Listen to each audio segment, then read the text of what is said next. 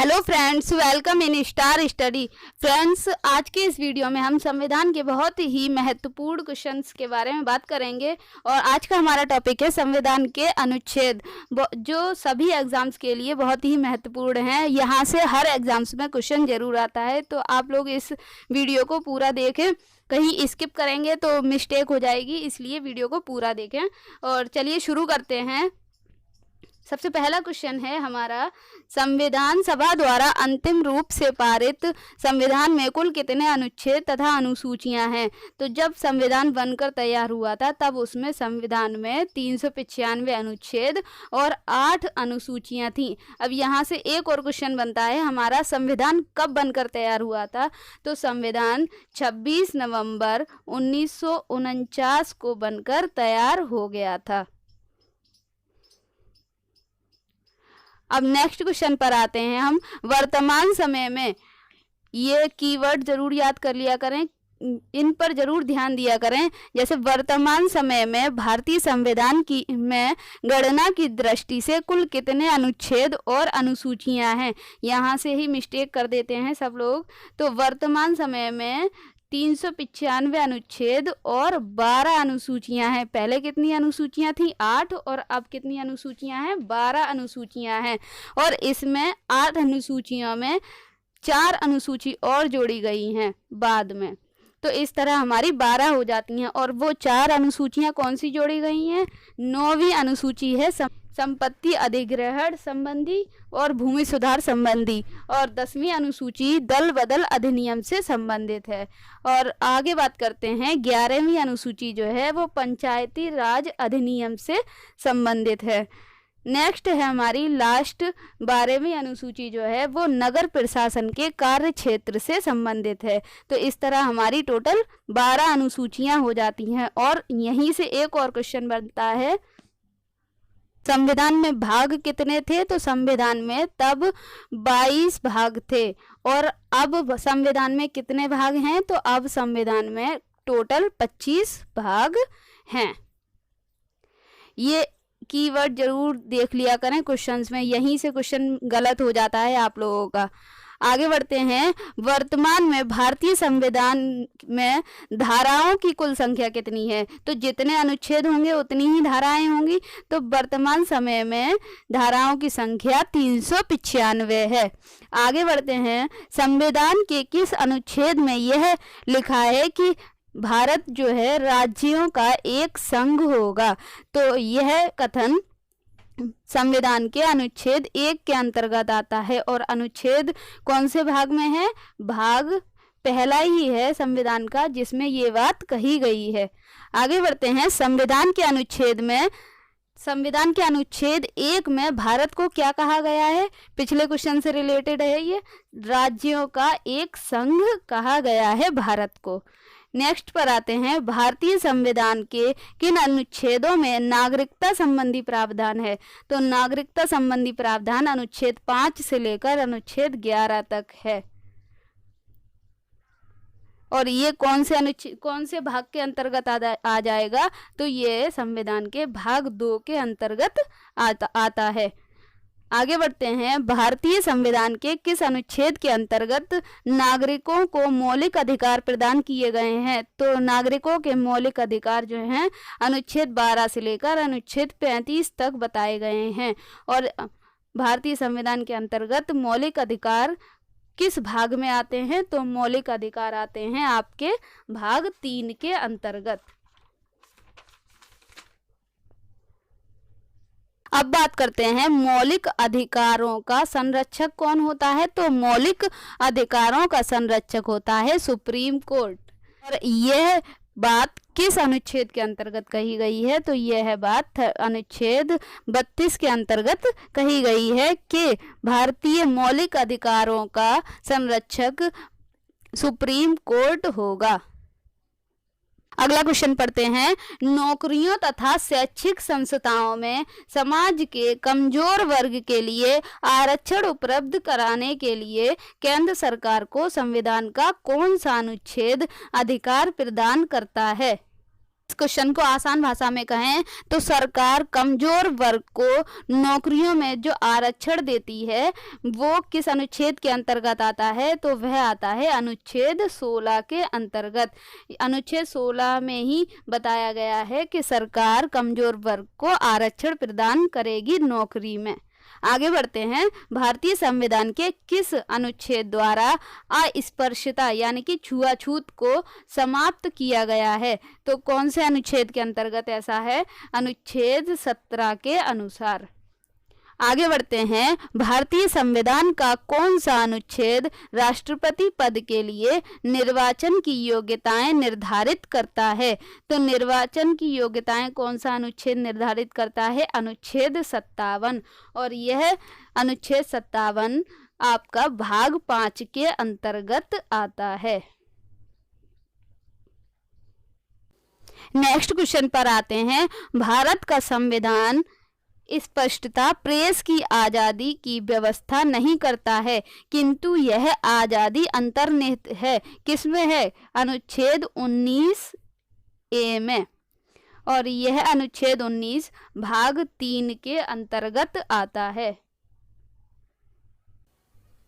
आगे बढ़ते हैं, भारतीय संविधान के किस अनुच्छेद में प्रेस की स्वतंत्रता दी गई है, फिर से वही क्वेश्चन रिपीट है, यहाँ आज़ादी अंतर्निहित है लेकिन नहीं मिलती है, यह पूछा गया था किस अनुच्छेद में है, और वही क्वेश्चन है प्रेस की स्वतंत्रता किस अनुच्छेद में दी गई है, तो अनुच्छेद 19 फर्स्ट में या 19A बोले इसे।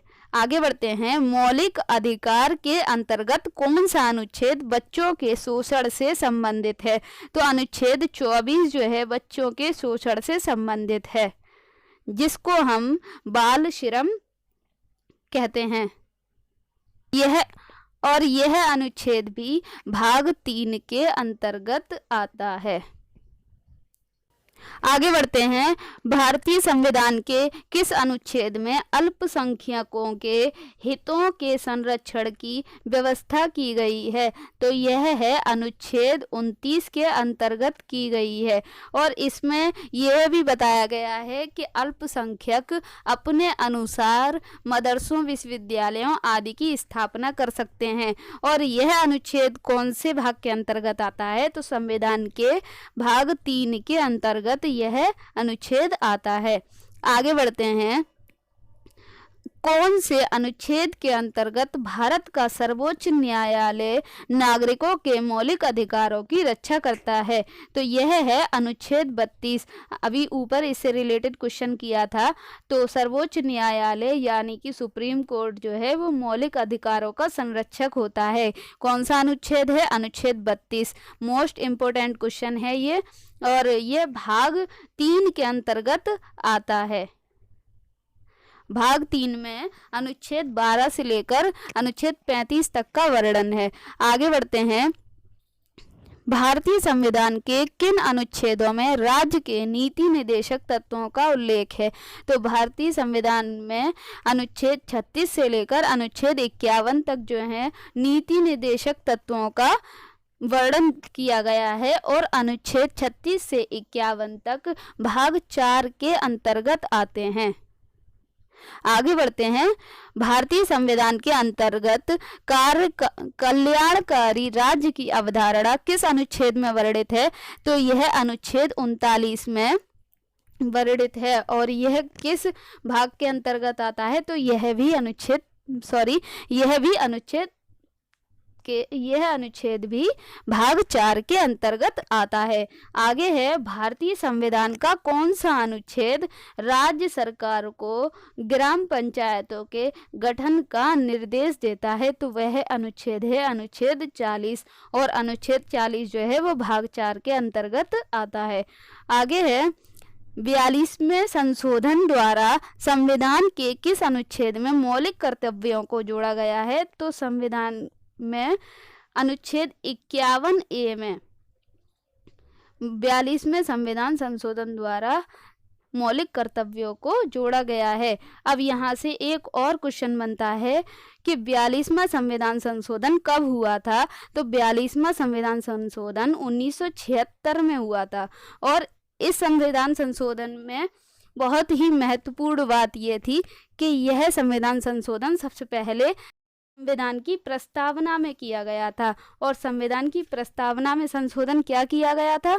संविधान की प्रस्तावना में समाजवादी, पंथ निरपेक्ष और अखंडता जैसे शब्द जोड़े गए थे। और इस 42वें संविधान संशोधन को लघु संविधान भी कहा जाता है। और इसी 42वें संविधान संशोधन के अंतर्गत एक और संशोधन ये हुआ था कि लोकसभा का कार्यकाल 6 साल कर दिया गया था। और इसी संविधान संशोधन के अंतर्गत पर्यावरण संविधान संशोधन भी हुआ था। और इसी संविधान संशोधन के अंतर्गत शिक्षा को समवर्ती सूची में शामिल किया गया था।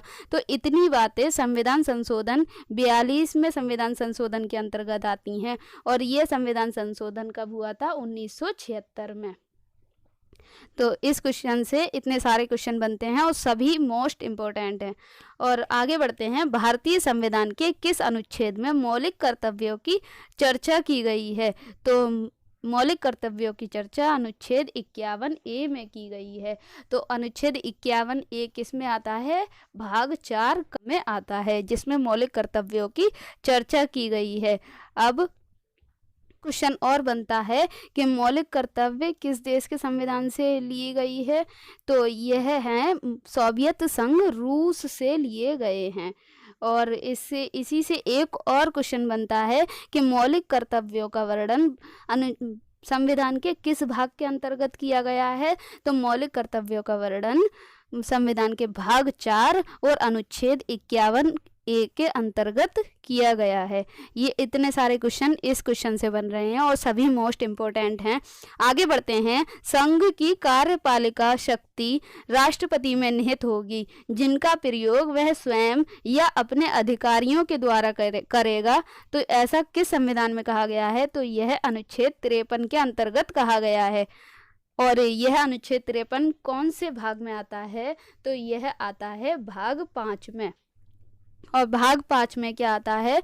भाग 5 के अंतर्गत सुप्रीम कोर्ट का भी वर्णन है, संघ का भी वर्णन है। आगे बढ़ते हैं।